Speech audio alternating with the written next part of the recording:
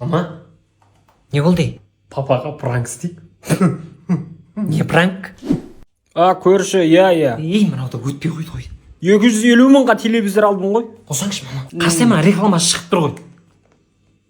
Ой, сіз оны қолданбасаңызшы. Да? Жаңа тюбті татып алыңыз. Google Play'да да, App Store'да да бар. Тегін ешқандай ақысыз, рекламасыз көре бересіз. Күшті ғой. Оның үстінде телефонды құлтап қойып, дауысын тыңдап жүрсеңіз де болады. Болыңыз тез. Болды, дайын. Қай отыр қазір? Не сынды, Нені қираттыңдар тағы да сындырып алдым. Абайламайсың ба енді сенде? Не құрттыңдар мына не? Жарытпайсыңдар ғой, құртуға дайын тұрасыңдар. Ана екіншімнің үйіне апара салу керек еді. Солар құртпай әпеден ұстап отырады. Немене дейді? Тоқалым да кәдімгі. Баба. Шаршатасыңдар ғой сендер. Ойбай.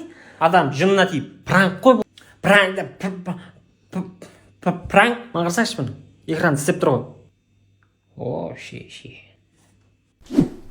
Менікі де пранк еді ғой.